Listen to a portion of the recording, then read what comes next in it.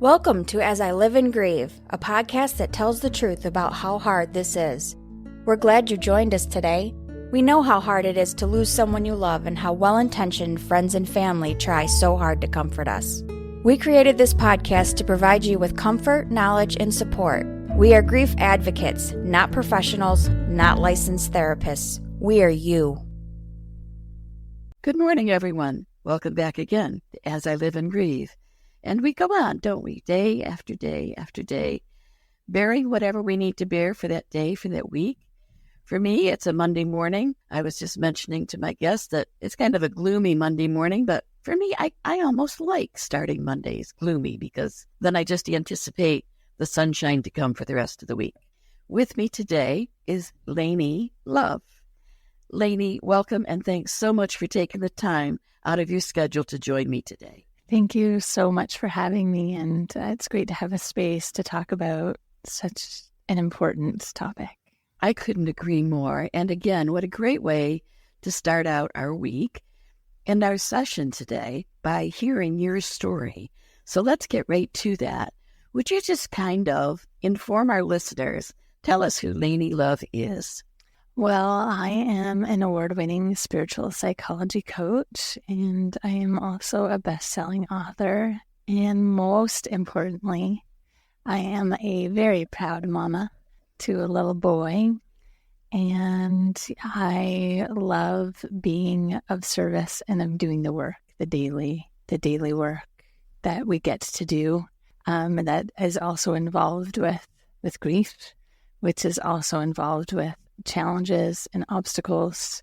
You know, it's nice to know that no matter where we are in our life, there's always work to do, so that we can always feel like okay, it's okay. It's just another day. It's another thing, and there's an opportunity for me here to grow. I couldn't agree more. And I honestly think we weren't put on this earth to just live our lives passively. I truly believe that we are meant to take action. And if we ourselves happen to be in such good shape, and you can surround that with air quotes if you like, if we're in such good shape that we don't need any work, and I don't know if there really are any of us that don't need some workers. But if that should be the case, then it's time for us to look elsewhere and see who we might be able to help, see who we might be able to support. And that's one of the reasons we're here today. Now, specifically, in our sessions, we primarily talk about grief.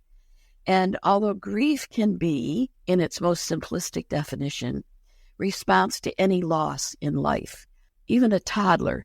And by the way, the photo of your little one on your website, he is absolutely adorable. Who wouldn't want that child? But even a toddler can grieve. They can grieve if their favorite stuffed animal is lost and it's time for bed, and they don't have their favorite stuffed animal, they grieve. So grief can take many, many different forms. As we talk, though, about what we experience when we lose someone to death, that, of course, is an extremely devastating form of grief. Now, how can you, with what you've experienced, Lainne, how can you really relate to your clients, to the people you're helping? Fortunately, unfortunately, as a human being, the common denominator is absolutely we're all going to experience death. The people around us are going to die. Our loved ones, our pets, we all share that fate. So there's some comfort and discomfort in that. And like many, I have lost several people in my life. I lost my grandparents, all my grandparents, and some friends. And most recently, I lost my younger brother, to an overdose. Oh. And that is I'm experiencing that grief as a very different kind of grief. Absolutely.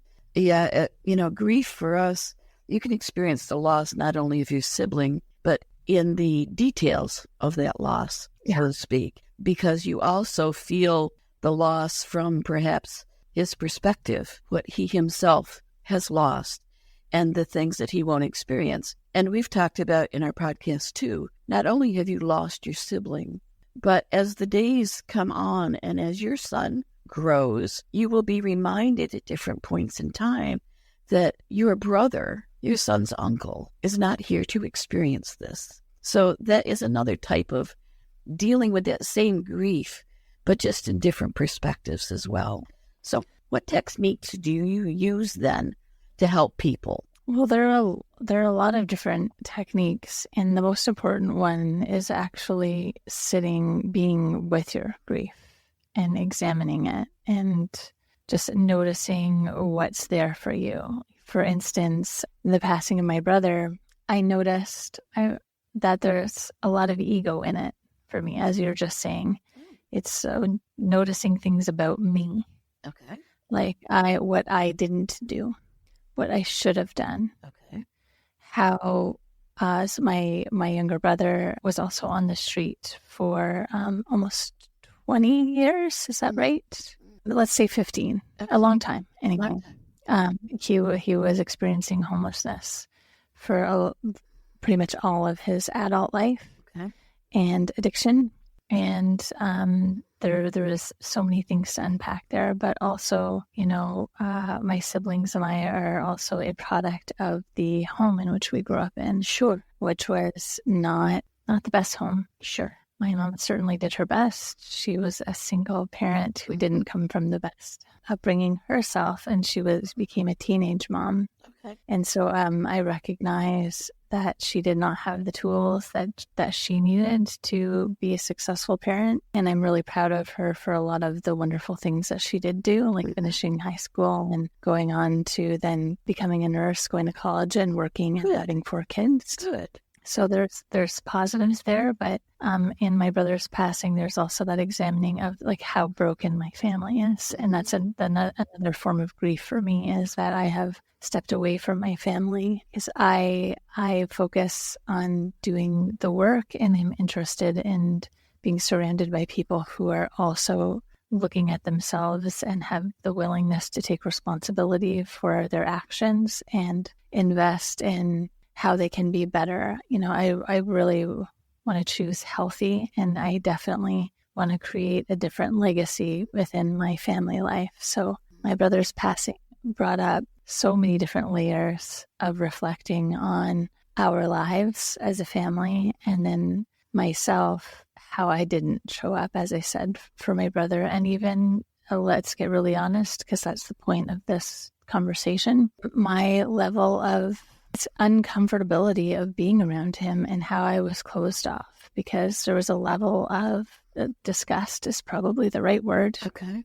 Of him being on the street and his addiction and not understanding that. And I got to really look at that, like, how could I have shown up differently, or could I have shown up differently? And what would that have looked like? And also looking at our level of responsibility. We always say to each other, well, we're not responsible for somebody else, and we can't make anybody do things, and everybody is on their own journey. Those are things that I'm sure everyone's often heard, and those things are true. And what also is true, I think that things can be true at the same time. 2 things can be true, even though they seem contradictory, is that we also do have a responsibility to each other. And I am navigating that right now, that dynamic. Like, what is my responsibility at the end of the day? Because I do have one, and to pretend like I don't, to pretend that we don't as humans with each other on this experience, to say that we don't have a responsibility to each other, that we don't have a responsibility to the person that we walk by on the street, or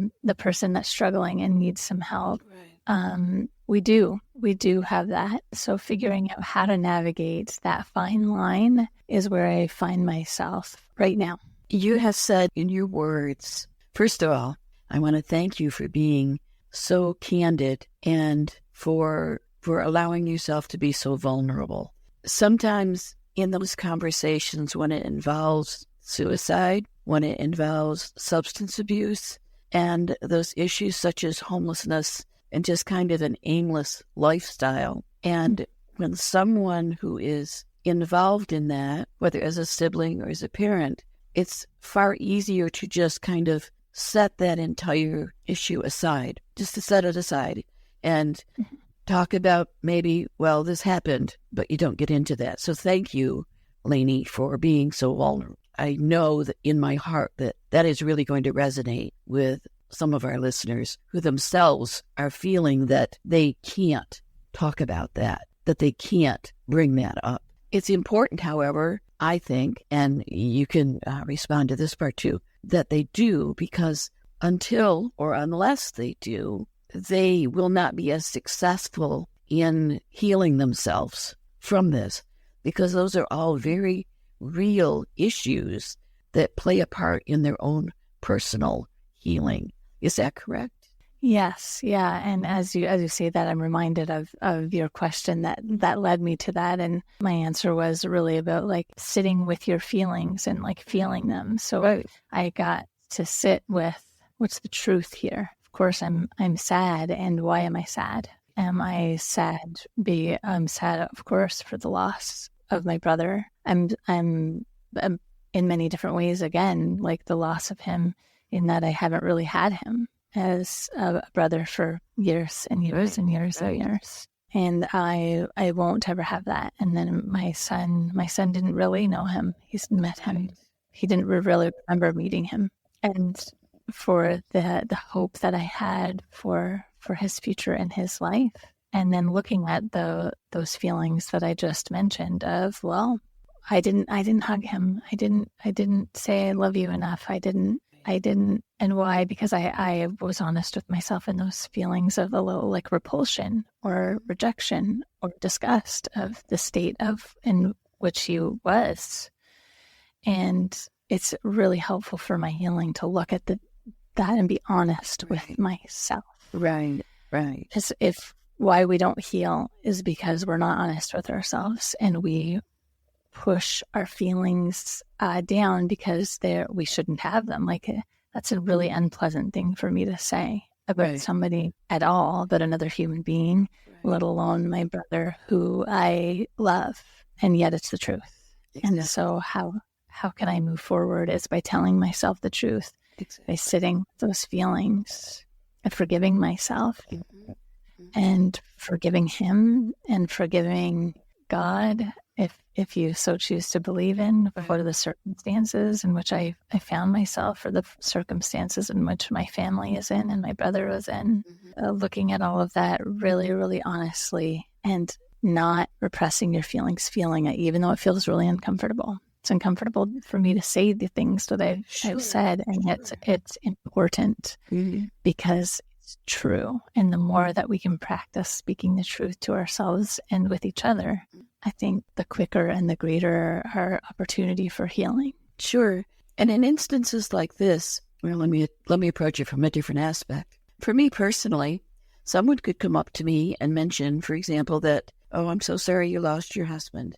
And I could talk quite comfortably about my husband because there were none of those issues that caused me to feel any of the emotions that you're feeling, as with the case of your sibling, with your brother. So that in itself adds a layer that you can't talk as freely about this because you are very guarded. You don't want to be that vulnerable to most people that you come up with. So it makes it very difficult in situations like this to start. So when you consider about starting and telling yourself the truth, and as you say, there's so many factors that came into it. I mean, you brought your mother in, your brother, his lifestyle, your feelings, everything like that. Does it matter really where you start with a truth when you're trying to heal like that? Well, I don't think it matters like what the inception point is, like what's that first opportunity for starting to tell yourself the truth. But I think it matters that you continue to do that. So as I was looking at it at first, my response was, of course, a deep sadness, but relief, like relief for him. Thank God he is not suffering anymore. Thank God. Oh my God, I am so grateful that he's not suffering anymore. And it wasn't a big surprise. And I thought really that was it. And then I started to just sit with it a little bit more. Again, going back to what I just said, like about we just are in the practice of not acknowledging or feeling our feelings or even naming them. And I sat with his picture and I talked to him. And that's when I really started to notice like all of the other things that were underneath that. And I think it also unfolds in time. Like it didn't all happen on the day that I found out. It's happened like weeks pass and then something will come up. And then, a couple of days will pass and something else will come up, and it's still coming up. I mean, it's pretty new still. It was only about just over 2 months ago. Okay, that is very recent. Very recent. Yeah. It's still very new, and the tools that I use enable me to be able to show up and still do life and function, and to notice when I need to take a break, and to try to have more compassion for myself in knowing that sometimes I'm going to need to move slower. I agree. I love what you mentioned about sitting with a picture of your brother and kind of going through those things in your mind. And I kind of love that for me as a starting point, because sometimes if you just sit and you have your eyes closed, for example, you're just sitting, sometimes it's difficult to get yourself going, I guess. But certainly if you're looking at a picture and you're looking at his face, it's easier to just let your mind start wandering at that point. And I think that has got to be a great therapeutic start, healing. Yeah. And notice where you go with that. So that is a good way to start to allow the emotions to come up. Right. Your next step is, okay, as you're sitting there with the picture, what starts to come up? What you're probably going to notice is a lot of them are I. Yeah. I this, I that, I this, which is great because, of course, it's your life and you're having this experience. And notice what's there. Notice what's there. I miss you. I am sorry. Yeah. I am angry. I don't understand. I don't feel like I can go on. Why? So notice all the statements or the questions that are coming up for you. Yeah. And then start to unpack that. Because how we get stuck in something is grief is one of those very empowering emotions in which it's easy to get stuck, but we don't want you to get stuck. We want you to keep moving and to keep healing so that you can continue to live your best life, and therefore, in my opinion, honor whoever it is that you've lost by continuing to remember them and celebrate them as you continue to live the best life possible for you. So we don't want to get stuck in our grief. We certainly want to feel it, and we want to honor it, and we want to see what's there, but just start to notice what all of those feeling statements, all those I statements are for you. Maybe write them down. I was just going to ask you if you thought it would be helpful to write them down. Yeah, you can also record yourself. If that's easier, if you just want to be present, you could just put your phone on record while you're sitting with your picture and just let yourself notice what's coming up for you so that you can see what the habit of stuck emotions are for you, or where you keep ruminating. And that's going to tell you a lot about your next steps for healing. All right. And what might those next steps be? Honestly, healing is pretty simple in that it's just feeling your feeling and not getting stuck in it. So that's the first step. And it seems like it's a simple step, but it's actually really challenging. Sure. Because we've all practiced not feeling our feelings for so long, dismissing them and pushing them down, that often we can't even name what those feelings are. Right. And that's why it's the first thing to sit with it. Notice what's your internal dialogue as you're missing this person. Notice it. Pay attention, then start to feel those feelings and let yourself feel them so that you can release them. Because the heaviness, the stuckness, the reason why we keep going back is because we haven't completed the cycle. Okay. We need to feel the feeling.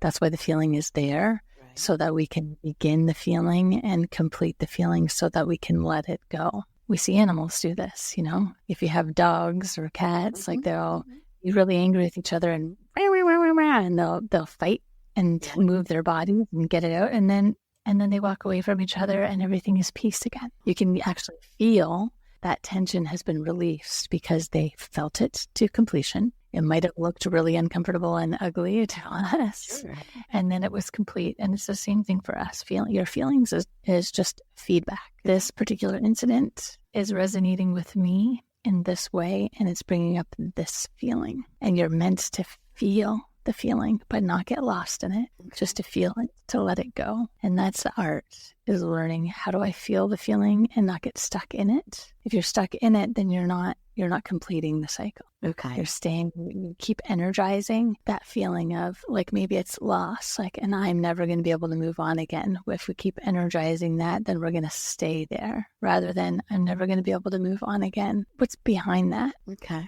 Disappointment, not wanting to, because maybe we feel like we're betraying the person in some way. Like, there's always things behind the initial emotion, and those are the things that's the second step, is getting to what's behind that. And as you begin to practice that, you're going to be feeling lighter and lighter, and it's okay. I know it's uncomfortable. I know it's even scary sometimes. And you are a human being that was designed to have and feel and experience emotions. So you're going to be okay. You were designed to feel these things. Yeah. You can feel them. You can feel them, and you can let them go. Yeah. Yeah. And that's where I do recommend also working with somebody. I was just going to ask you that, sometimes it's very difficult for us to be honest with ourselves, because let's face it, if it's just me and I'm talking to myself or thinking to myself, sometimes it's really easy to cheat myself. Yeah. And it's often really, instead of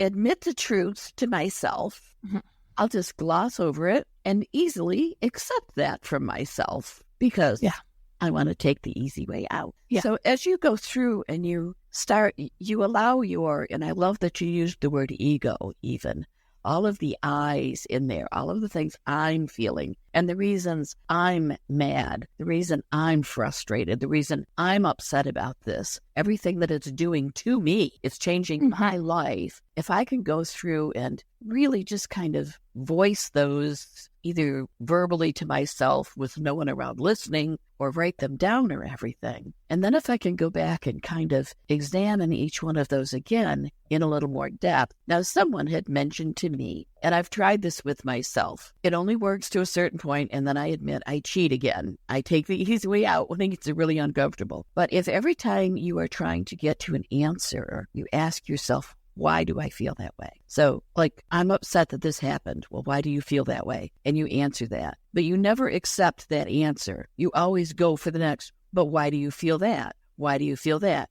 And you don't stop until there are no more answers. That's when you reach the truth. Yes. But again, we cheat. When it starts to get ugly, we say, okay, I'm done for today. I've got to, I got to go take a shower. I got to wash the dishes. All the things that you don't really want to do suddenly take priority.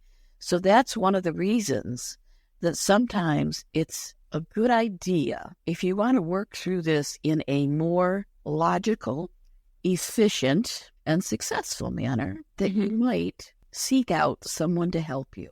Yes. And I just want to celebrate you for a second and say that that's wonderful. Even just getting to the state, when you get to the state of being able to acknowledge when you know that you're cheating yourself, that's a really empowered state to be in. So although we're noticing I'm not exactly where I want to be, that's a very, very great place to be in. That shows that you are willing to be honest with yourself, and you notice that you are having challenges to be able to do that. Thank you. And so then you know what the next step is okay, I notice that I cheat myself at this point. Yeah. Great. Yep. Then I can work with somebody that will help me to get past that next door, which is really, really great. Well, thank you. And I know I can sense when I'm getting to that point, because, my head will start to itch, and I'll start to get restless. And as I say, all of those things, I hate washing dishes, but all of those things suddenly, a little more fun.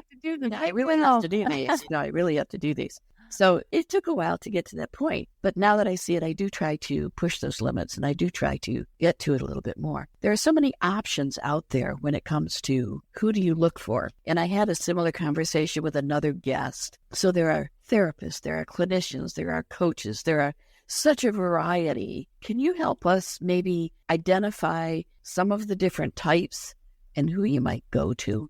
If what you're doing, you recognize that you need help, you recognize that you are kind of stuck at this point, that you've admitted the truth to yourself, you know your feelings, you're working on accepting your feelings, but gosh, how do you let them go? And I think that's really where someone can. Well, the great news is that everything works. So I know that you're in good hands wherever it is that you're going to go. The nuance is figuring out like what is the best thing for you at this particular stage in your development and your healing. And so that I like to use the analogy of a toolbox. Like every tool in the toolbox works, but when I need a hammer, I'm not going to pick up a screwdriver. Now, there doesn't mean that a screwdriver doesn't work or a hammer doesn't work. They absolutely work, but they work for specific tasks and functions. It's the same thing on your healing journey. And this is where it requires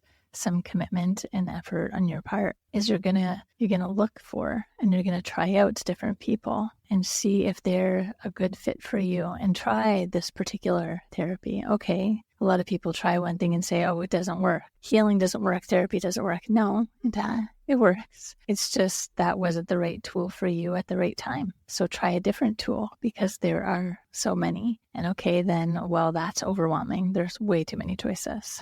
So to begin with, I think really the best place to start is working on your programming, your subconscious programming. And why? Well, that's the thing that is setting the tone for how it is that you are dealing with the grief that you're experiencing right now. So why is this person able to experience grief and they can get up in the morning and still do some things and they can talk about their feelings and they can do all of these things, and the person next to them is, let's just say it's the same scenario, even though it's never the same, but we'll say it's the same scenario for the sake of the example. They can't get out of bed, they can't function, they're losing their job. That goes down to like the tools that they were giving and the programming that they have. That's what's actually running what it is that we're doing every single day. So if you begin with working on your subconscious programming and looking at where it is that you have gotten your beliefs and habits,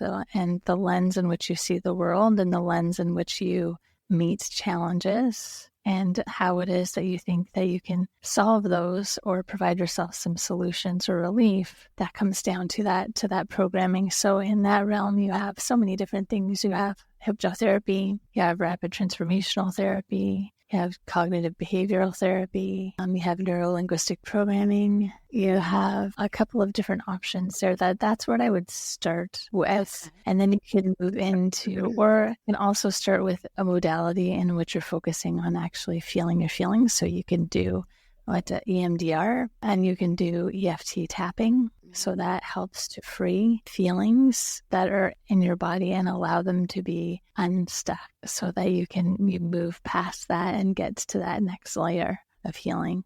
Okay. Now, if you connect with someone, and let me also say that in the general community of therapists, clinicians, coaches, etc., the majority of them offer some type of initial free get-to-know-me consultation type thing. Whether it's a 10-minute phone call, a 30-minute phone call. Some are very generous and offer a 1-hour session. So I would strongly encourage listeners that feel that they might want to seek help, and that in itself, kudos. If you have arrived at that point, kudos to you, because this will make a huge difference in your progress. Look for people that do offer that opportunity and start out by saying to yourself, I am going to talk to 3 different people or 5 different people or whatever you want. Don't just talk to one, because you will find that they each have different personalities. They each offer different modalities. And if you're fortunate enough to find someone who offers multiple modalities, then you have just kind of afforded yourself the opportunity to have so many options for treatment. Whereas if you find someone who is limited to just one modality, that's great, but if it doesn't work for you, then you start the process all over again. So be somewhat methodical, I guess I'm suggesting, in your choices, and make sure that you are able to take advantage of whatever opportunities are out there. And then it's, for me, a matter of really connecting with that person. And I think even in a 10-minute phone call, you can know if this is someone that you can get comfortable with, that you feel you can bare your soul to. Because let's face it, if you cheat yourself, they're not going to let you get away with that. And they shouldn't let you get away with that. Because that's the part, when you get to that part where it's really, really uncomfortable for you, that is where your healing really begins. Is that a fair statement? Yes, it is. It's keep trying. I know that we can get in that, but I want it to be easy, or it's hard, or we feel sorry for ourselves. And don't let those things stop you from getting the healing that you need. And absolutely, you reach out to a few different people, as you mentioned, and just find the right one for you and just start. And maybe you're like, I just can't. I can phone one person. Great. Phone one person and do one session. But and give it more than one session. I would say give everything at least 3 sessions to figure out whether or not you like that person and you like the work that they're doing. Because you're not going to get any results from going to the gym one time. Right. Or it's the same thing with therapy, the same thing with trying to heal something that's happening internally. It takes a lot of time. It's actually a lifestyle. It's something that you continue to invest in, continue to grow. But when we're looking at something more acute like this particular trauma that I'm experiencing right now, give them 3 sessions to figure out whether or not it works with you or for you. If it's not the right fit, great. Continue to look. Right. Don't give in to that as an excuse or reason as to why you're not going to heal through this challenging time. Right. But I would almost guarantee, don't give up on yourself. That's the important part. But I would almost guarantee that in those 3 sessions, even if you decided at that point that it really wasn't a good fit, and that's kind of my catch-all phrase. It's not that maybe it didn't work, because probably something worked. It may not have worked enough or as quickly as you had hoped or in the fashion you had hoped, but something worked, I'm sure. You have benefited in some way in those 3 sessions, but don't give up on yourself and just keep pushing,